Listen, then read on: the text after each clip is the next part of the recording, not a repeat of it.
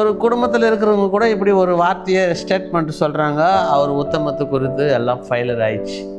இன்றைக்கி நம்ம குறித்து கூட விசுவாசி ஒரு சபையில் எல்லா விதத்துலேயும் அவங்க மூப்பர்களாக, பாடல் பாடுகிறவர்களாய், வசனங்களை போதிக்கிறவர்களாய் அந்த ஊழியத்தை தாங்குவாங்க. அந்த ஊழியத்தை பாஸ்டருக்கு அடுத்தபடி ஊழியத்தை அவங்க தான் நடத்துவாங்க. ஆனால் அவங்களுடைய வாழ்வு ஒரு 5 வருஷம் 10 வருஷம் பொறுத்து ஏதோ ஒரு டேமேஜ் ஆகிட்டு இருக்கும். மக்கள் எல்லாம் அவங்களை தூற்றுவார்கள். எனக்கு அன்பானவர்களே, தேவனுடைய பிள்ளைகளே, அப்படி அல்ல.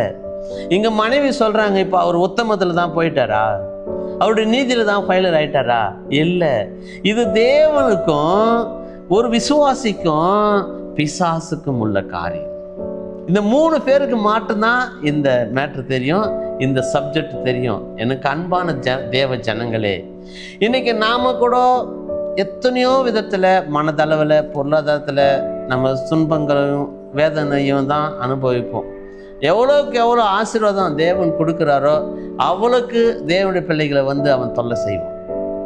நமக்கு உபத்திரம் இருக்கும், கண்ணுக்கு தெரியாது. அவன் ரத்தத்தோடும் மாம்சத்தோடும் அல்ல, இத்துறைத்தான ஆவிகளோடு நமக்கு போராட்டங்கள் உண்டு. ரத்தத்தோடு கிடையாது, மாம்சத்தோடு கிடையாது, இத்துறைத்தான ஆவிகளின் பொல்லாத சேனைகளோடு நமக்கு போராட்டம் உண்டு. அப்படி போராட்டங்களை மேற்கொள்ள தான் தேவன் விசுவாசம் என்னும் கேடகத்தை நமக்கு தருகிறார். விசுவாசம் என்னும் ஆயுதத்தை, பட்டயத்தை தருகிறார். ஆமென். அல்லேலூயா.